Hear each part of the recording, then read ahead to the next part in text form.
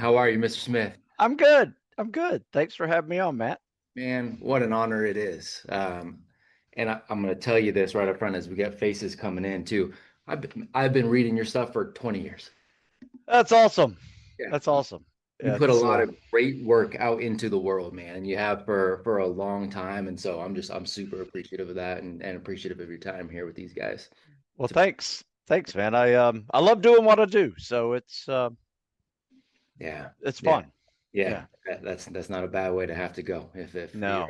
you're digging what you're doing. Well, Yeah. I'm super grateful again. We've got some men and young men from all over the world. Obviously, this will go out as a podcast as well. So we're excited to just dive into all things Stu Smith, all things that you're excited about, things that you're building, and some of these guys will come in with a question at the end too, man.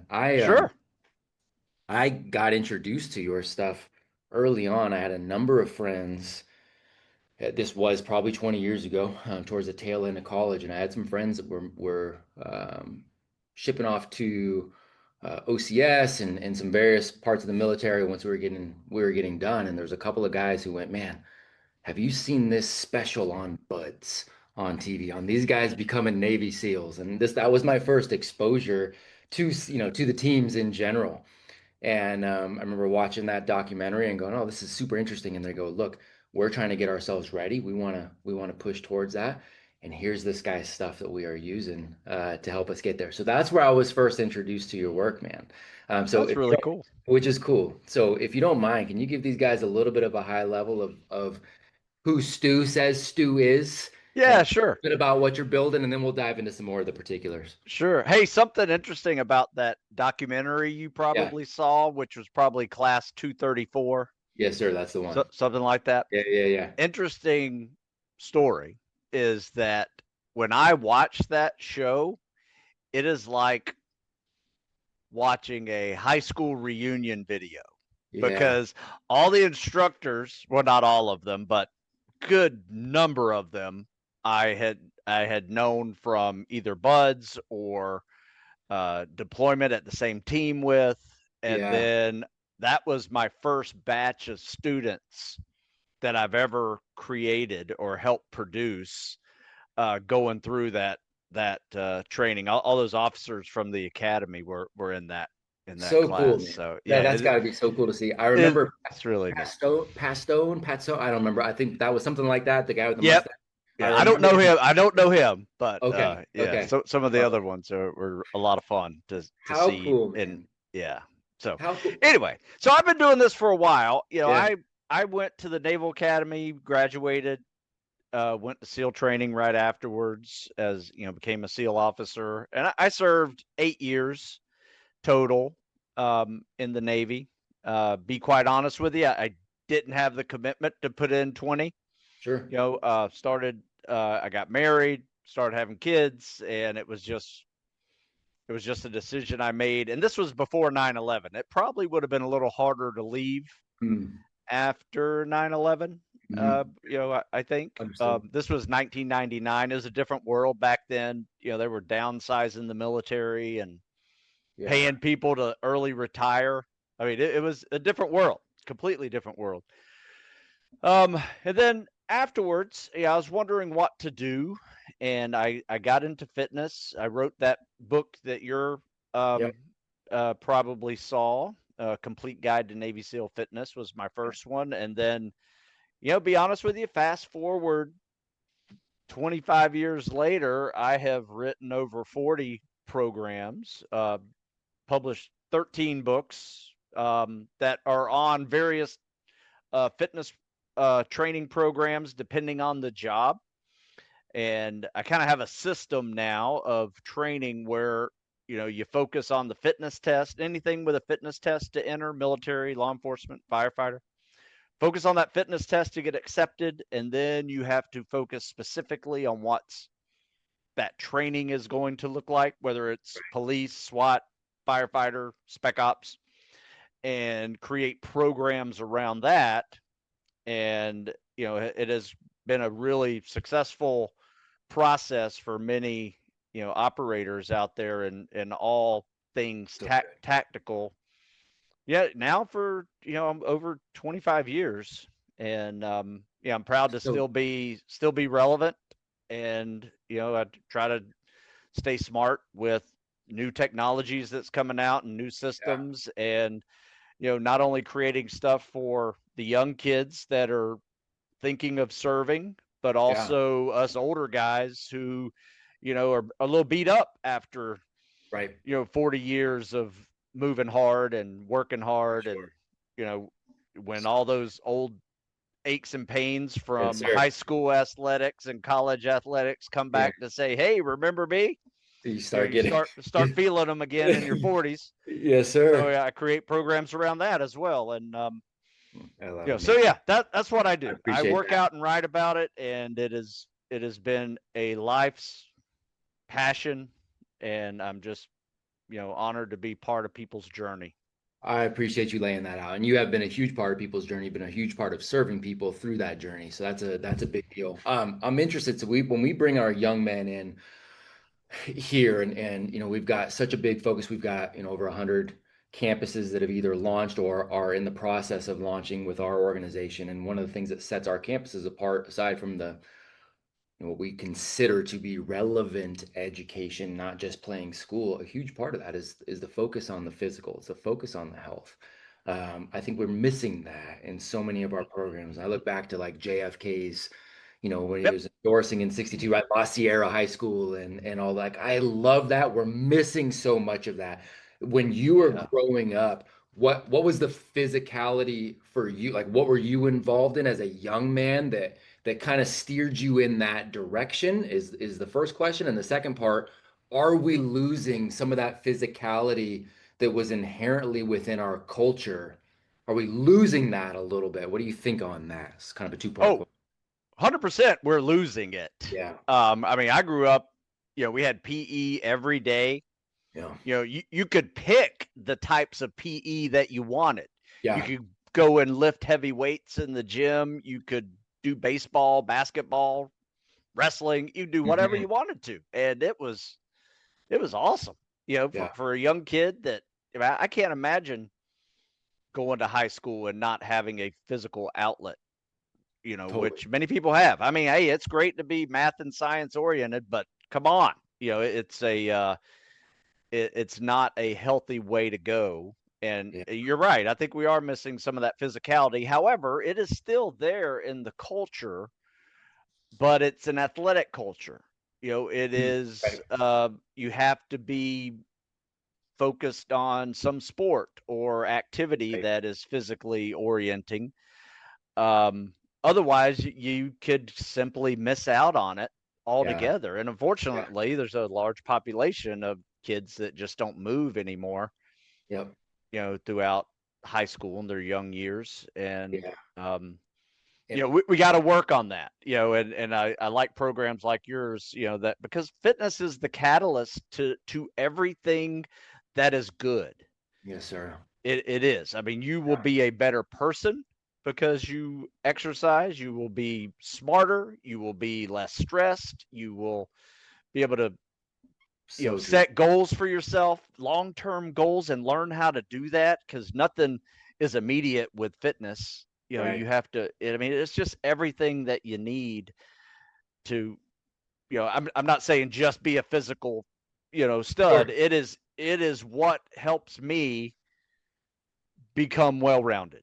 Yeah, it's And foundational to the human experience. yeah, yeah. I could not get up and get to work and do what I do. I'm an Yeah. entrepreneur. I've been self-employed for 25 years, Yep. and I could not get up and do what I do creatively, administratively, whatever, without that first thing in the morning workout Yeah, yeah, done. yeah. So good, man. And you mentioned the concept of being smart. I mean, this is provable. It's easily provable and anecdotally provable too for anybody that gets in there and exercises. But the function of the mind, the function of the mentality, your ability to think quickly, make better decisions, all of those things, you spot on. Fitness is a catalyst for doing those things well. That mind body connection piece is always so fascinating to me.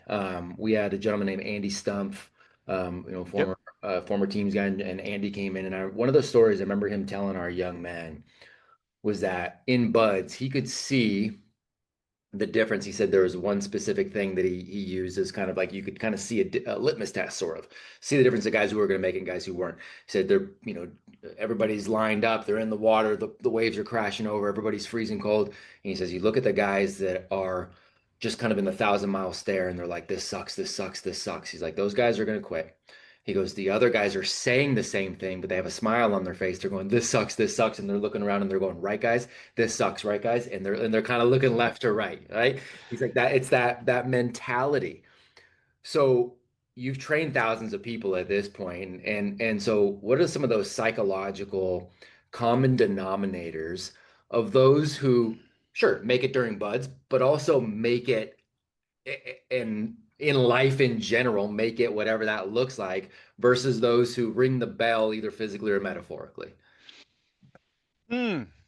I wish I had a really good way of describing this. Mm, Unfortunately, I have sent, or I should say, I don't send anybody. I help prepare people.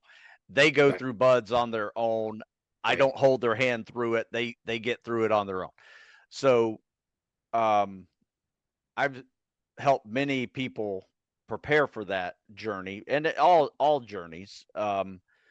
You know, with the tactical fitness. And to be honest with you, I've just come down to that realization is I can't measure someone's heart Yeah. because I have seen the toughest, well-rounded athletes that would probably come close to winning every event Mhm, not make it.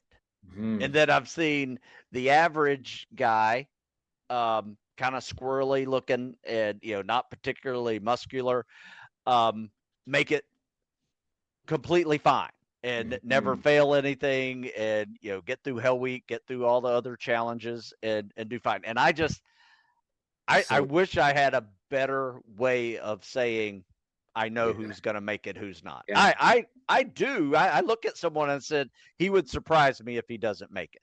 yeah, yeah, And I look at people and say he would surprise me if he makes it. yeah. And we had someone recently, even it was kind of funny because whenever I passed the word to everybody that, hey, so and so made it through Hell Week, everybody was like, really? Why am I working out so hard then? Because It's that's so kind of fun. fun. Yeah, Because yeah, like yeah, I was yeah. crushing that I guy. used I to mean, smoke that dude. Yeah. Oh, that's so funny, man. And it is so fascinating. And I can't compare any of my experiences to that whatsoever, and I would never try. I will say the closest thing I've seen is in, martial arts and in the mixed martial arts world, and oh yeah, getting in the cage a little bit here and there, and it's the same sort of we do see the same sort of deal. Again, not comparing, it's not apples to apples. I know that. yeah, But still seeing guys who come into the gym and it's like, oh, that boy is good. Like this dude is good. He's got there are no holes to this guy's game. The guy can wrestle, the guy can grapple, the guy can strike, the guy can move. His cardio is off the charts. And then he gets into the cage and you're like, well, where was that guy? Where was the gym guy? Right? When he gets in, like, where did that guy go? And the reverse is also true, where it's like, okay, the guy's good on everything, and it seems like he's got some heart, and then he gets in the cage, and it's like the heart just grew tenfold. And you're like, what yeah. is the deal? You see it there too, and it is such a fascinating thing when you start talking about the human psychology connected to the Well, body. some things I have kind of put together, and this is completely anecdotal. Um, I look at someone and say, yeah, he's got a good chance of getting Yeah. through, and it really comes down to how they handle negative feedback, Mm, right? Because they're mm, going to get negative feedback. Even though mm. they might be doing really well, some instructor's going to say, yeah, big deal. Yeah, Yeah. it's not that Yeah. big. It get no feedback or negative feedback.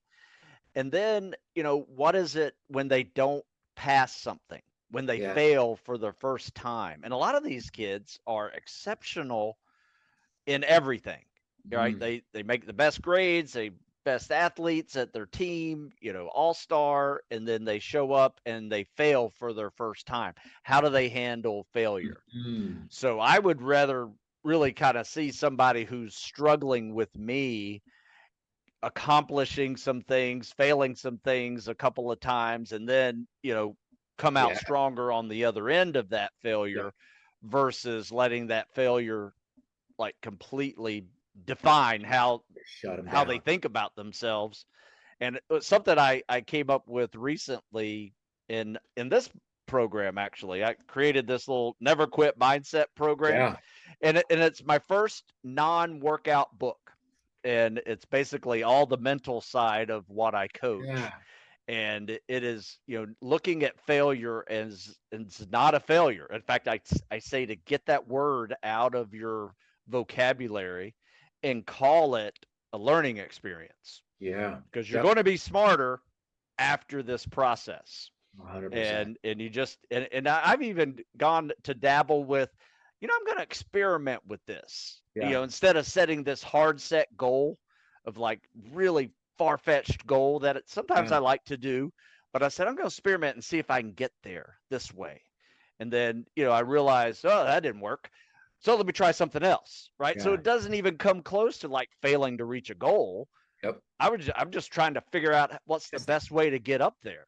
And Yeah. you just have these constant contingency plans rolling Yeah. through your head, and you're still moving in the same direction even though you've kind of all stopped, Yeah. right? And not making Yeah. any progress. And it's just a simple reframing of things It really can is. really help a young mind get through It, challenging times. it's the scientific method of living life and moving forward on anything. True. Yeah. You've got a hypothesis on something and you're testing something and something seems to be working. And so you keep testing that thing and then you try a little bit of a different variable. And maybe that makes things better and gets closer to the outcome you thought you'd get, and maybe it doesn't. And that's okay. You reframe that and you go like you don't think of it as like, oh, well, that failed and I'm a fail. Now I'm a failure. Right. Oh, I suck, right? Because this didn't, it's like, no, this is just trying a new variable. Yeah, and if we get people to connect, the life experiences that way, that's so big. So you talk about that negative feedback, reframing failure. We're talking about that from that physical standpoint. How, I mean, and I say this rhetorically, how metaphorically aligned is that to the entrepreneurial journey too? Oh my gosh. Yeah, Like that, I mean, absolutely. that's it, right? Like that, Yeah. responding to negative feedback, responding to failure. Like how do you respond to those things, pivot and take the next step? Was that a tough transition, or was it an easier transition to go from, teams to entrepreneurial journey? Do you think it was a hard one to make that pivot, or were there things that you're like, okay, cool, and you kind of played that metaphor over here? Like, what was that journey like for you to step into that?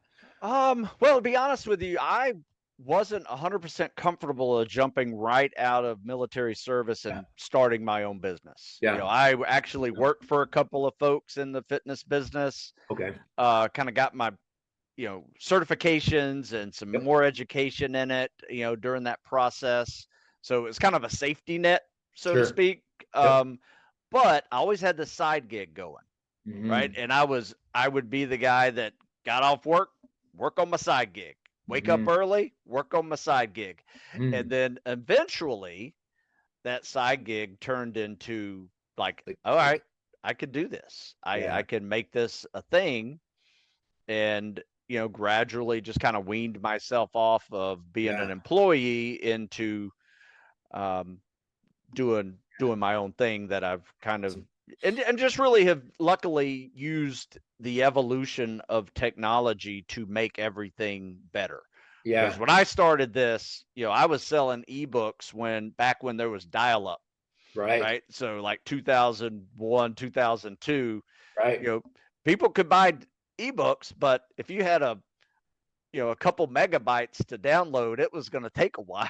It's gonna So take a long time, man. That's absolutely correct. And that's again, yeah, that's about when I started seeing it because that was the tail end of my college experience, and that's when I started finding your stuff. That was a whole different. I mean, the internet was still really a baby, man. It was yeah, I mean, people felt weird, using their credit card on the internet, and for which, sure. yeah, it wasn't a thing, right? So that had to evolve a little bit more, and I was just trying to be right along with it. And then Yeah, when social media started coming, I yeah, didn't really want to get into social media, sure. and my kids were like, "You got to get on Instagram." because Yeah. that's where all the kids are. I just figured out Facebook at that time, right? Yeah. I Right. was like, Yeah. I just Yeah. figured out Facebook. It's a complete waste of time because Yeah, all it is man. a bunch of high school buddies.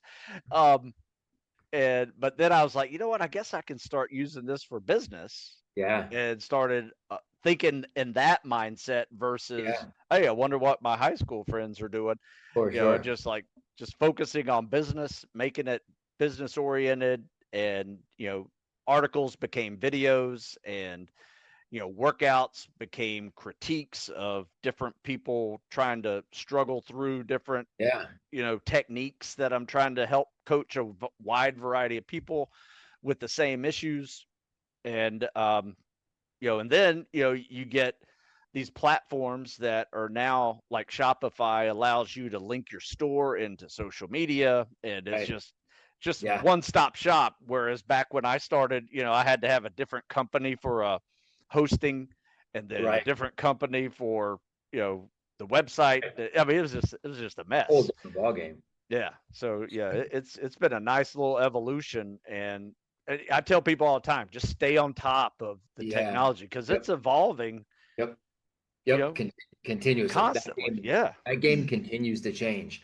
It's fascinating. So in the business that you're into, because that business can, that world continues to change. Where you need to be, the platforms you are some, I don't know, smarter is probably not the right word, but the platforms that are more advantageous to use, Sure. in the audience that you want, like paying attention to those things, paying attention to the tools that are available, staying away from the noise, right? You've got all Yeah. of that.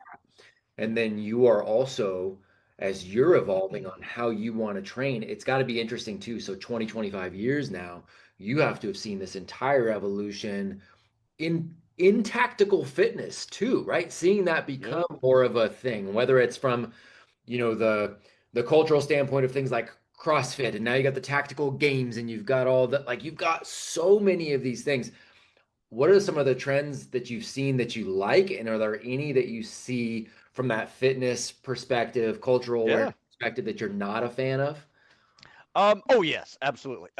Well, first, let me back you up a little.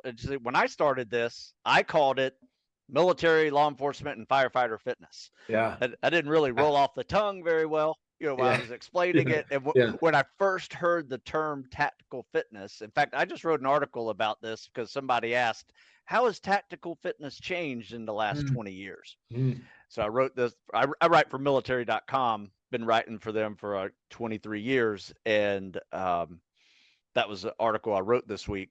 But it was interesting because, no one was using the term tactical fitness till about 2007. Yeah. The first time I heard it was with the National Strength and Conditioning Association, which I had just joined like a couple of years before, got my CSCS, credential from them. And um, and I was like one of the first guys that they brought in to start talking about military law enforcement and Mm. firefighter fitness, and they called it tactical fitness. And as soon as they did that, I called my publisher. I'm like, we got to write a book called Tactical Fitness because I've been doing it for the last 10 years, Yeah. and that's where it's going.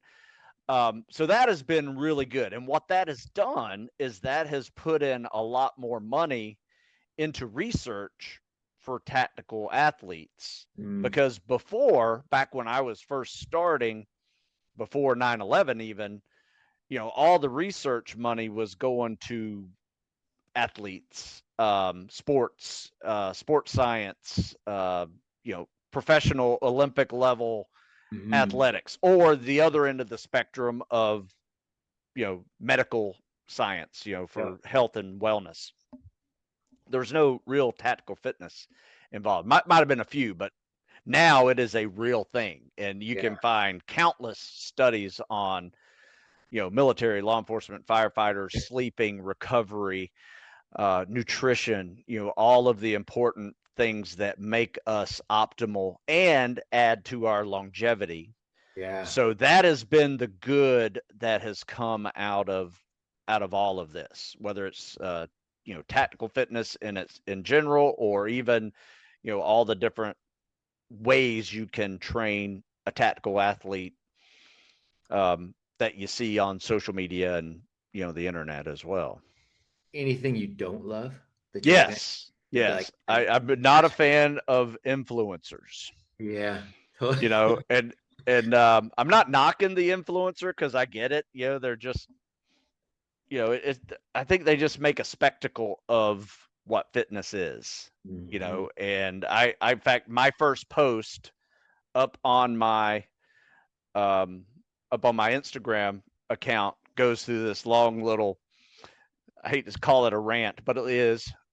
It's just say, I am a coach. I have been coaching for 25 years. Hmm. I am not an influencer. I've Hmm. been doing this long before there was social media. You know, Hmm. because every now and then somebody says, "Hey, you're a great fitness influencer." I'm like, "Stop.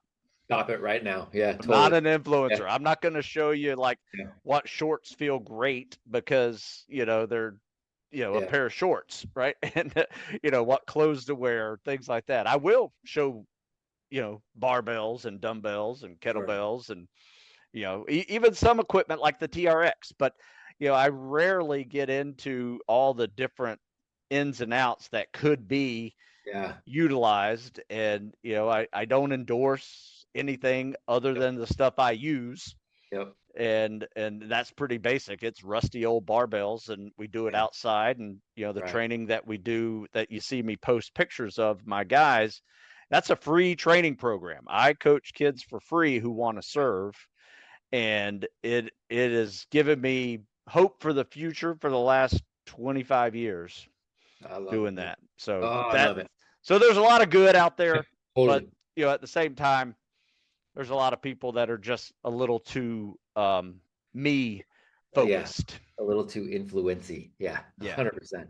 That actually brings me a couple different ways. And gentlemen, young men, men, if you guys start thinking of some questions, put your hands up so I know that we've got some there, and I'll start pulling you guys in. But that brings me two different places too on not necessarily the influencer culture, but there is an element of learning and growing question that I have, and then the serving the the young men.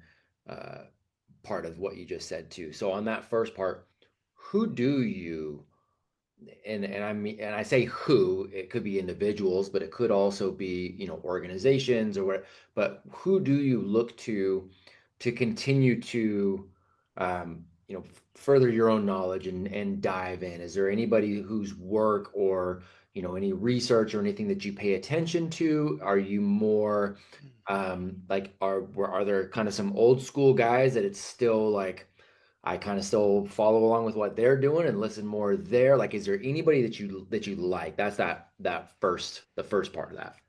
Yeah, you know, I would say, you know, the people I follow on, you know, social media, Yeah. you know, they have usually focused on the science-based Hmm. um, production of programming and nutrition and recovery. A lot of mobility work.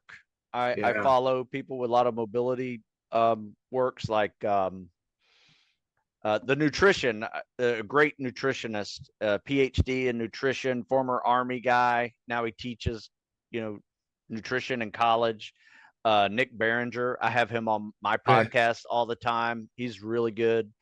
In fact, what he does is something really cool on his page. He'll take a study, usually a nutrition study, or even some military style fitness studies as well, and break it down to a consumable level that doesn't require a PhD to figure out.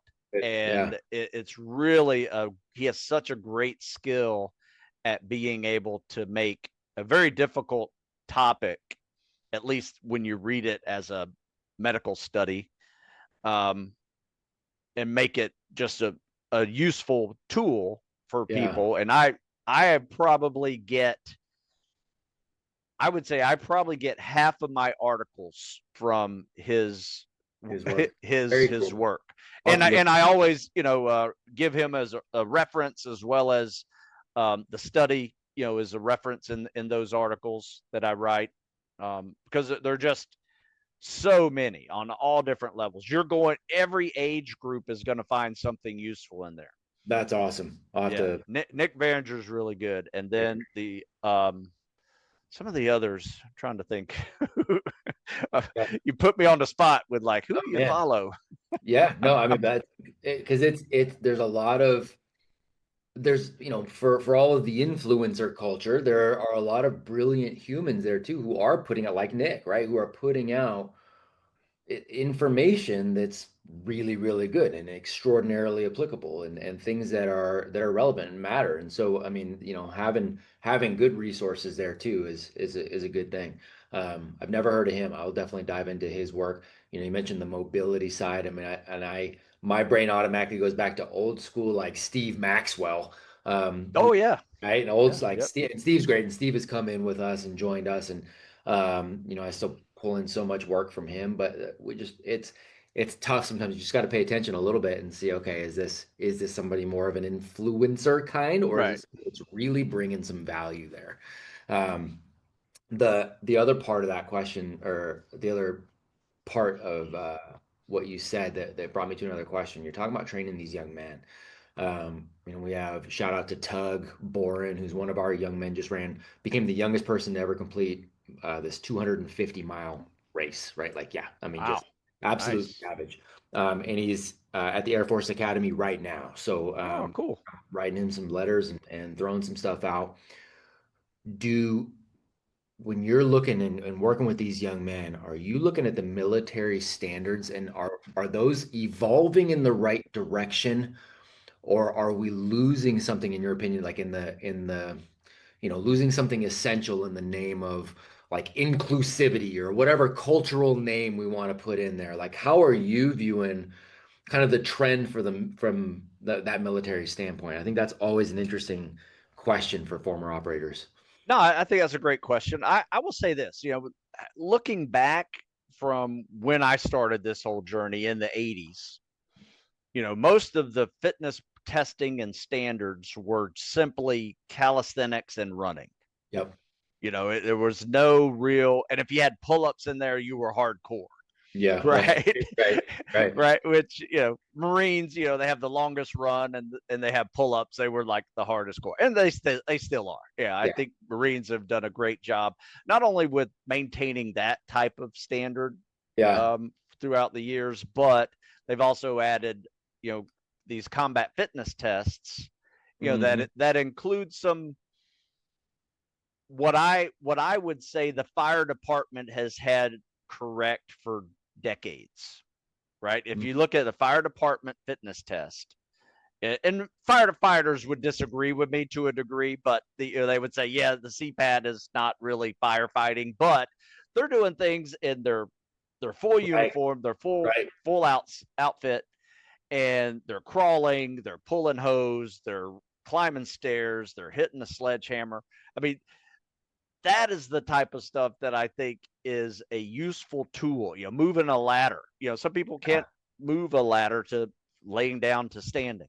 right. Those types of tests I've always thought we should be doing. No matter Yep. what your job was, there should be some specifics for your job that require these types of activities, Yeah. right? Whether Yeah. you're Yeah. lifting artillery shells, you should be moving, sit ups isn't it? You should be moving, Yeah. 50-pound shells from A to B and putting it Yep. on a shelf, right? Or whatever.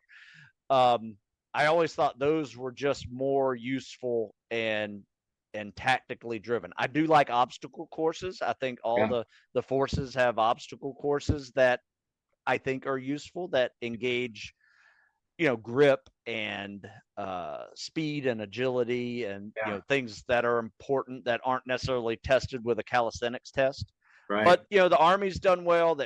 All the special ops have done really well in maintaining their Those standard. standards. But the Army has their Army combat fitness test, which now they changed the name to combat or Army fitness test, with has deadlifts and Mm. other activities in it that are different than just um, push-ups and sit-ups, right? Yeah. In fact, Super. everybody seems to get rid of sit-ups. They're adding plank to it, which I think that's fine. I don't necessarily have a problem with that one. Yeah. But for the most part, I think we're moving in a in a better direction of becoming more uh, tactically fit. And Yeah. when I define tactical fitness, it's not just muscle stamina and endurance that a calisthenics and cardio test would Yeah. test. It's strength and power and speed and agility. Yeah. It's flexibility, mobility, endurance, muscle stamina, and grip, and and then learn how to recover from all of that. Right. Right. Right. So Right. it's a more holistic approach, and you know, for the most part, we're moving in the right direction. Now, That's are there some growing pains, I think, with all of that yeah. education? Sure. And the standards could be harder in some places, might be Yeah. too hard in others, right? Sure. So, yeah, but I don't have a problem with it. I'm glad to see that we're more geared towards testing, which will drive workouts That to yeah. be more That um, our intent. focused on all of. Yeah, Yeah, kind of more intentional and intentional on how you want that operator to be and what outcomes they're actually working at. That makes all the sense in the world. I remember us years it was years and years ago, but I was talking to George St. Pierre. Right, when we're talking about fitness, and I was talking about this coach who was a kickboxing coach, and he was talking about how this coach would show up to practice, and the guy hadn't slept. He hadn't slept for like the night before, had been out drinking, would come in smoking cigarettes, coming into practice, right? And then would put that down, and then would just, as they got into kickboxing, would just completely destroy everybody else, right? And it was like, well, what? Okay, so what is the point here? And it's like he destroys everybody else because his body is just he is so efficient at the one thing. If we were to wrestle, if we were to do like he was in trouble, but he was so efficient at that thing because that's all he did. Now, that's not saying that that's the way to go, but he was intentionally training his body for the things he was going to do. And there is a lesson there, right? It's that tactical, like you mentioned with the firefighters, right? Training of the situations that you're actually going to be in. It's interesting how much we want to get towards other fancy stuff sometimes because it looks cool, or the influencer said it looks cool. But look, sure. man, this is what your job is going to demand. This is the output it is going to demand from you. So let's train to that demand and learn how to recover. It just makes all sense in the world, man. Let's get Mr. Charlie Warner in here. Mr. Warner, good to see you, sir. It's nice to see you too, Matt. I know I had to jump on a little later because I actually just opened my first bank account, so that's exciting. Oh man, it's a big Yeah. day. Right Because on. yes, sir. Because for my business, I've been getting some checks lately, so it's I easier to love it. open one Oh, up. I love it. Love to hear it. Awesome. Yes, sir. Well, I appreciate Mr. Smith. I appreciate you coming on the call today. And my question is, I'm wondering what do you do when things get like physically hard? Do you go to like a happy place, or Mm. what do you do when things get hard? Mm. Charlie, that's a great question. I love Mhm. that question. You know what? I tend to dig in a little deeper. Um, I mean, this morning, I won't lie, I was running on the beach, and we all the guys got wet and sandy, and I'm usually the coach, and I usually work out with them, but I decided to also get wet and sandy today because I was getting so overheated in this hot and humid weather of Maryland, that it actually helped, to get wet to just cool me off. It made things a little bit grittier, which is fine. That didn't really bother me too much. But I had to dig deep a little bit to like push through the heat and the pace, because these guys are 25 years younger than me. Some of them 30 years younger than me, and just trying to, you know, long as I can still see them, I feel okay, keeping up with them. But no, to answer it a little more generally, yeah, I have gone to my happy place before, especially if it's something I don't have to think through, Mm. right? Because if you go to your happy place, it's hard to think through problems. So it's kind of a different Mm. situation. So like if I'm sitting there getting wet and sandy going through SEAL training, then all I have to do is lock arm in arm with my buddy, Yeah, I'm just in my happy place thinking about what am I going to do after this is done, right? Am Mm, I, go eat something and big glass of milk, take a shower, and get dried off, so I go through the whole process of what I'm going to do when I'm over. So I'm in my happy place. But if it's uncomfortable, you're tired, things are physically demanding, and you have to search, work through problems creatively and go back to your training of mm, getting through these type of things, you can't go to the happy place. You got to mm. be focused on the job itself, which in turn helps you distract from the pain of what's happening right there, if that makes sense. Yes, sir, that makes sense. I can definitely see that because I do a lot of running as well. Um, I run, I probably run, I don't know, 15 miles a week or something like that. So I Nice. can see how when I'm doing my longer runs, like at least it's not that long, but when I'm doing like 4 or 5 milers, I can see how Yeah. like sometimes I need to be focused on, okay, if I'm going for a certain goal, so if I'm going for a 8 minute pace this run or something like that, I need to be focusing on I'm going this fast, but I'm slowing down some. I know it's a up a hill, but I need to go faster. And Yeah. so Yeah. yes, I appreciate it. That's a really good question though. Yeah, it is very much so. And that is one of my the way at least the way my brain this is one of my favorite things that in hundreds and hundreds of episodes of this, it's one of my favorite things anybody has ever said. I don't The wisdom that is there on understanding you can't just check out, right? You don't just check out and go to a habit because again, metaphorically, we're not just talking physically. I'm talking about building anything that matters.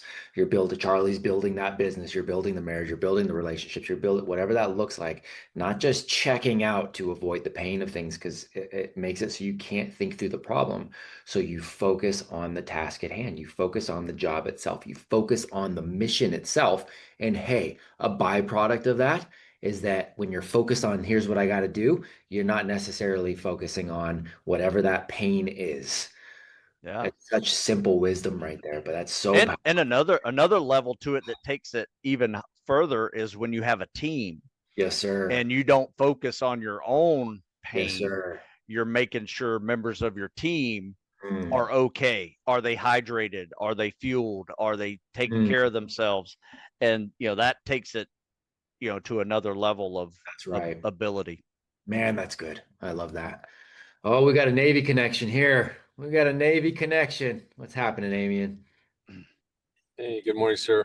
Good to see Yeah, you. thanks, Mr. Smith, for joining us this morning. It's awesome to hear your words. As he said, I am a Navy guy as well, so I'm Mhm. kind of looking forward to that transition. I'm kind of in that window, and hearing your experience about, hey, working your side gig before you went out on your own is appealing. So I'm kind of like shifting that mindset now, where um, the whole been institutionalized for 20 years Mm, and stepping off, there's some fears, there's some unknown, some I don't know what I'm going to do, but I know I have some skills to be able to transition. um, there's also, hey, I have these skills that if I needed to get a job, security clearance, whatever, DoD experience, hey, I got that. But the desire is not there, and the discernment of, hey, I still need to put food on the table, right? So I can't, like, cut that stuff. And so the idea of the side gig transition thing that you talked about was, interesting.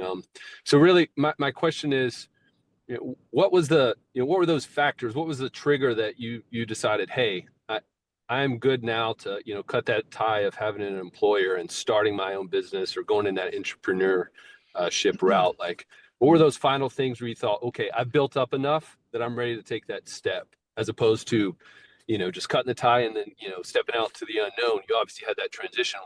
What were those factors, sir?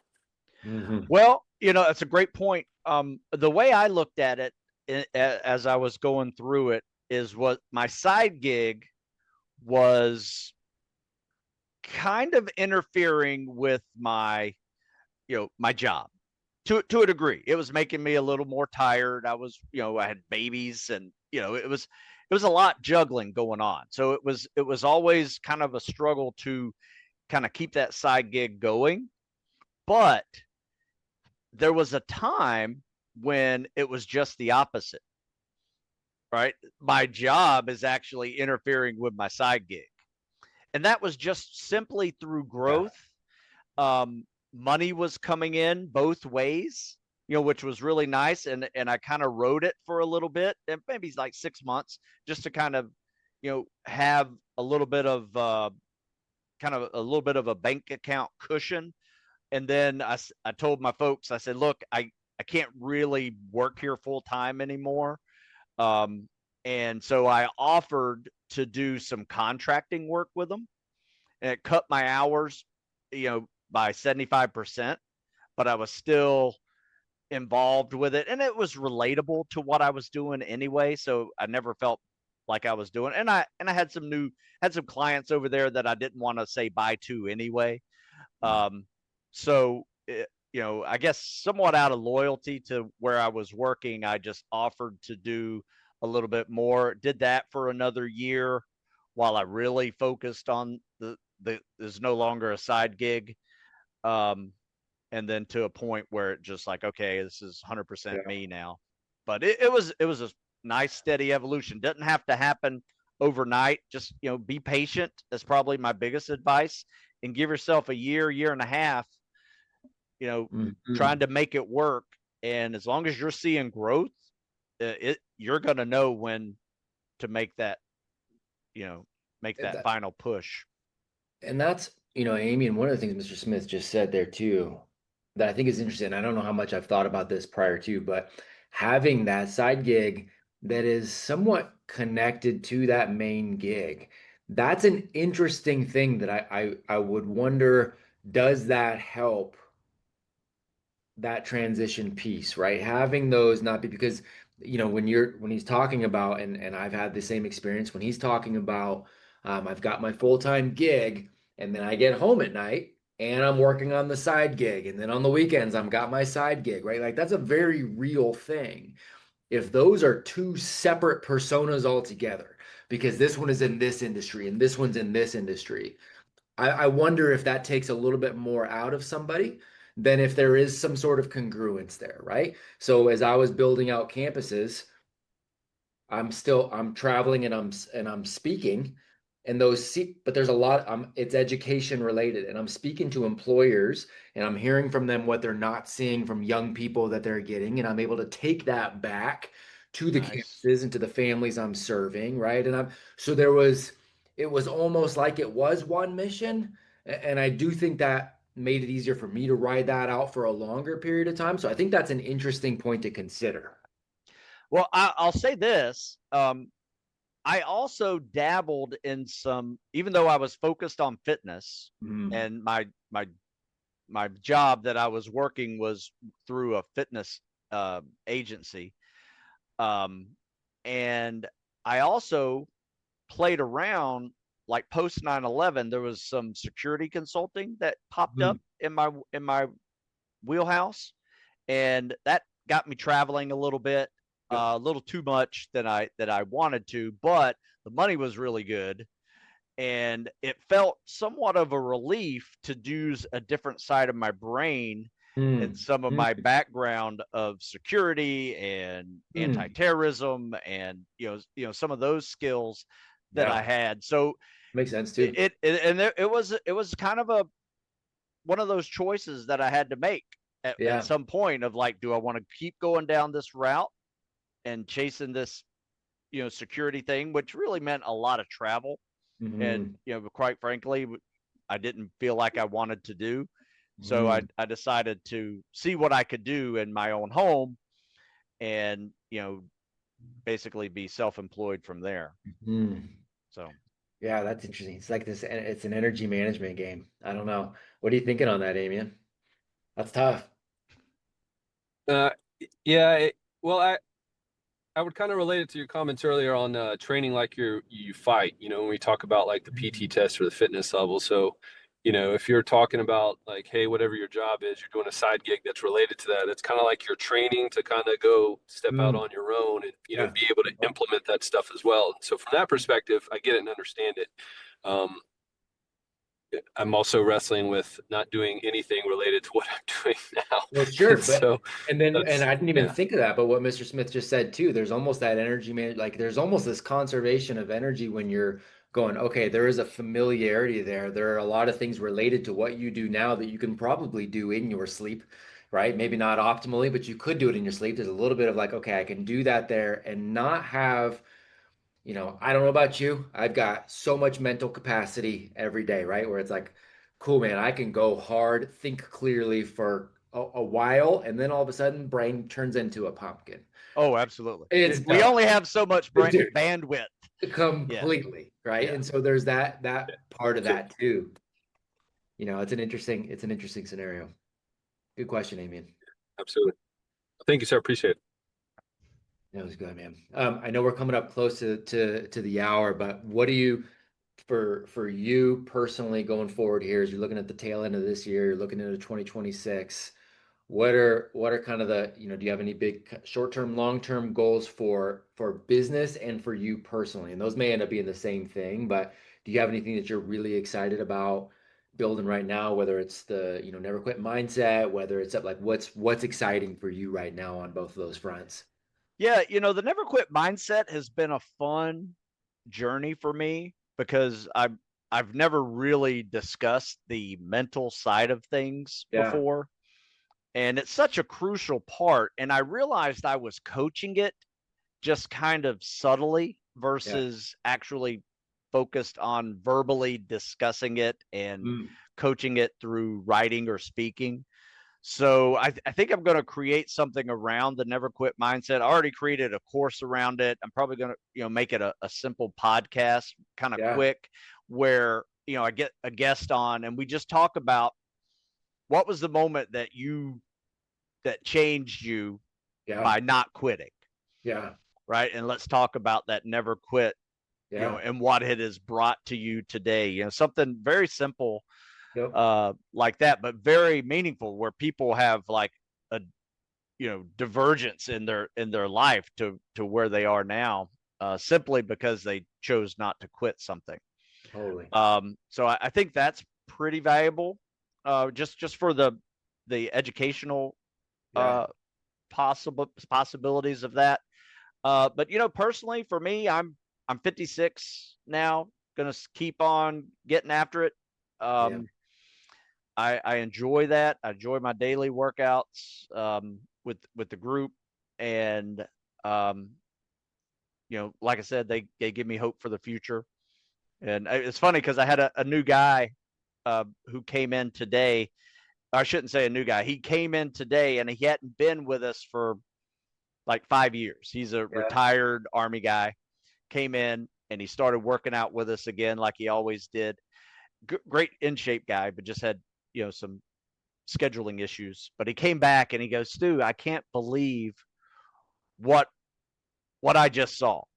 All I don't know any of these guys, but they're all the same guys that when I Yeah. left here, Yeah. just different faces, Yep. same conversations, same questions, Yeah. and it's just good to see. I think he understood what I mean by, this group really does give me hope for the future. I So don't good. see I Yeah. don't see that younger generation that Yeah. everybody talks about, Yeah. Yep. about being weak and Yep. all that. I'm lucky, Yeah. I get to see that. And I have kids that my daughter just got married last year, and I'm looking at, maybe being a granddad here soon. Right on. Right on. And so I want to be the granddad that, teaches his grandson how to work out and do all that stuff, and granddaughter too. Man. And so I'm yeah, I, that's that's, I that's the way it's going. I love that, man. And you know what? I think that if I'm honest, that's also a testament to the leadership and the people that you're choosing, not just to surround yourself with, but how you're building people up too, right? There's that. I think if we will be intentional of holding that bar high, holding that standard high for our young people, they will rise to meet that, and we will see that. We will have that same experience of like, man, okay, the faces look a little different, but things feel just like this. I believe that to my core, man. So I think that's a testament of the way that you've been leading too. And I gotta tell you, 56, man. So that means I started seeing your stuff. You were in your early 30s, and man, you don't look any different, and that's annoying, Stu. That's annoying Well, because thank you. I will say, if I grew a beard out like yours, would it go gray? I would look like Papa Smurf. Okay. All Absolutely. right. Cool, So, man. Maybe I think that's the mistake, but also not going anywhere. That's so funny, man. Oh, that's awesome. No, I think that is just a testament to your leadership and you continuing to lead year after year after year, man. I'm so dang grateful for that. So as this goes out, if you want people, and I know, look, you're not looking for an influencer, you're looking for a coach, and you're looking for somebody who has done it at a high level for an extraordinarily long time, and has got a lot of wisdom to share. Where do you want people to go to find you and find your work? And then the last and most important question to us always is, how do we as an organization best support Stu as the man? StuSmithFitness.com is my website. STEW, like the soup. And yeah, I'm all over social media, like it or not, it is what it is. It's a method of, connecting with people. And, I have all of them, from YouTube, Instagram, Facebook, TikTok, even. And, I show a lot of videos out there. I show a lot of videos of people doing swimming wrong, and I correct it. And, so I do a lot of techniques like that. If there's something I'm probably best at doing, it's helping non-swimming athletes swim and get ready for, diving programs and rescue swimming programs like that. So, I'm going to continue doing that, and that's where you can find those things. But yeah, all my books are out. You can buy them on Amazon or my website as well. Beautiful. So, and I will say, and again, I want to know how we can best support you, but I will say this, and I should have said this earlier. So during that same time, final years of college, so I've never been a strong swimmer. I was never taught to swim. I used your books to teach myself how to swim more efficiently. And at my final semester of college, I was a kinesiology major, and I didn't need to take the class, but I went and took a swimming class and was able to perform relatively well at the beginning. I got better, but I was able to perform relatively well again because of your work and in that book too. So I'm glad you said that, because that reminded me of that too. So, which is great. So that's really cool. So how do we best support you? Final question on our side. You know what? My advice is this: keep your eyes open, looking for fitness ideas, things that can grow. I tell people all the time, I have a way to train, not the only way to train. Sure. So if you really want to support, support yourself first, right? By being open to other suggestions. Because I've always said, the best workout may be the one you're not doing. That's right. And but the best workout is the one you do consistently. That's right. So you will do. Dang right. Yeah. Oh, but, so good. Yeah. But people email me all the time, ask me questions. My email's real easy: stu@stusmith.com. I answer all my emails. I get great ideas for articles. I write articles every week, and just try to put some good content out there for people to read and watch, and hopefully get a little tougher. Dang right. Oh, an honor, my friend. I'm going to bring these guys through a little bit of a debrief. I'll shoot you a message here in a little bit, man. And I want to keep the conversation rolling. Obviously, we'll let you know when this goes live here shortly and all that good stuff. But we'll keep the conversation rolling. Really, really grateful for you, not just for today, but for everything you're doing to lead, man. It's an honor. Hey, thank you so much. This has been a lot of fun. Oh, it's been great. Gentlemen, let's give a big thank you, please. Thank you, sir. Thank you, sir. Absolutely. Thank you, guys. Thank you. I appreciate it. Talk soon. Thank you, sir.